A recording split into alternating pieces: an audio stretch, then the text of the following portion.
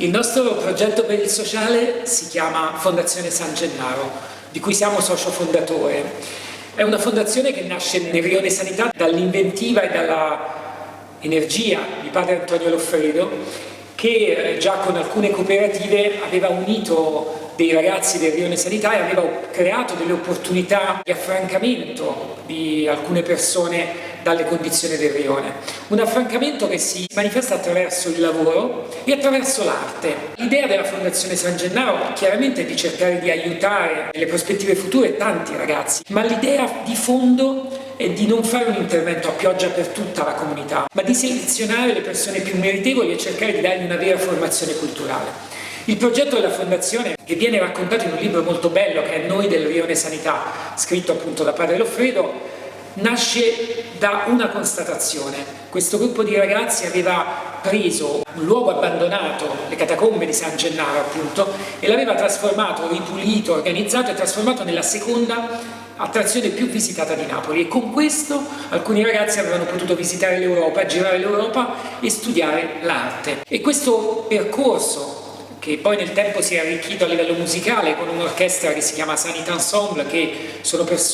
ragazzi che suonano a orecchio, imparando da maestri professionisti, ma che non hanno il tempo di insegnargli la musica sullo spartito, ma li fanno suonare a orecchio appunto e integrarsi insieme, ed è un bellissimo spettacolo. Questa fondazione, che nasce dalla pittura e si allarga alla musica, ha portato questo grande beneficio, cioè di far crescere le persone attraverso il contatto con l'arte, ed ha potuto beneficiare negli anni di collaborazioni con grandissimi maestri artisti, da Mimmo Iodice, che è ancora il presidente onorario della fondazione, fino a Mimmo Paladino, ad altri grandissimi artisti che hanno fatto degli atelier insieme ai ragazzi e che hanno poi realizzato delle opere che sono state donate alla fondazione.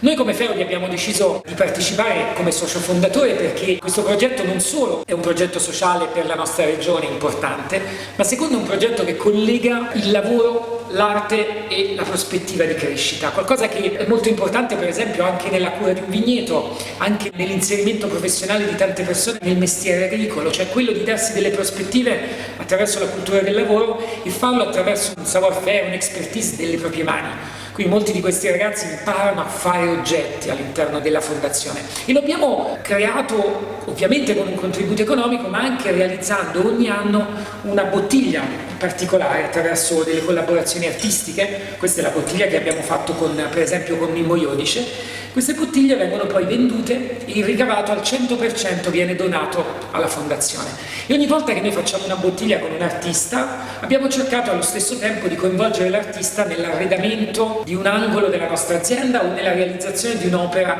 dedicata alla nostra azienda, per creare anche noi una piccola collezione d'arte contemporanea, cercando di fare sì che questo progetto sia un po' come la fondazione, cioè una sinergia di tanti elementi. Da una parte far capire e vivere in maniera fisica, quasi plastica, no? Il connubio tra vino e arte. Secondo, poter rendere la cantina un luogo di visita non solo per scoprire il mondo del vino, ma per scoprire altri mondi a livello culturale e vedere la cantina che cambia negli anni attraverso l'arricchimento delle opere. Terzo, avere delle collaborazioni con artisti che ci consentono, senza sussidiare in maniera assistenzialista, ci consentono di dare alla fondazione uno sbocco sul mercato, perché al di là del nostro supporto le bottiglie è come se fosse la fondazione stessa a venderle. Negli anni abbiamo avuto 3 collaborazioni fino adesso. La prima è stata con il grande maestro Mimmo Iodice, che è uno dei più grandi fotografi che l'Italia ha avuto, che ha lavorato per fotografare la nostra azienda, dei momenti della produzione, dei vigneti, in particolare il nostro vigneto storico con queste piante centenarie che hanno 3 metri di altezza, 7 metri di ampiezza, che è stato un lavoro molto lungo per trovare la luce giusta e le condizioni giuste, ma che ha riportato il maestro Iodice ai lavori delle sue origini, perché lui aveva cominciato facendo delle foto di uliveti nella zona di Benevento, conosceva questa zona di Avellino, c'era stato tanto tempo, quindi è stato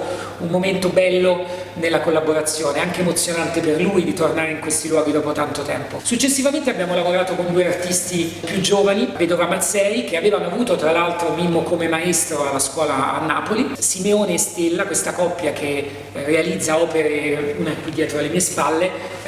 l'opera che ha realizzato per noi, realizza opere di diversa natura, sono artisti poliedrici, e per noi ha realizzato un quadro che si chiama Colature, che attraverso il gioco dei colori rappresenta le colature dei bicchieri quando viene versato il vino, e i colori sono stati scelti prendendo, diciamo, i pantoni delle nostre etichette, quindi un'opera che loro avevano già pensato ma che è stata poi realizzata specificatamente pensando a noi. Il terzo intervento è stato fatto con un'altra artista poliedrica giovane, campana, che si chiama Rinella Senatore, una delle artiste ormai affermata, ma è stata una delle artiste più emergenti della Campania, che ha realizzato per noi un lavoro davvero importante, perché ha ripreso le fotografie della nostra azienda prima che si realizzasse la nuova cantina, di alcuni vigneti vecchi, e ci ha lavorato poi con l'acquerello sopra, realizzando quindi un'opera che per noi è anche un piccolo momento temporale di passaggio tra il nostro passato e ovviamente la nostra contemporaneità e il nostro futuro.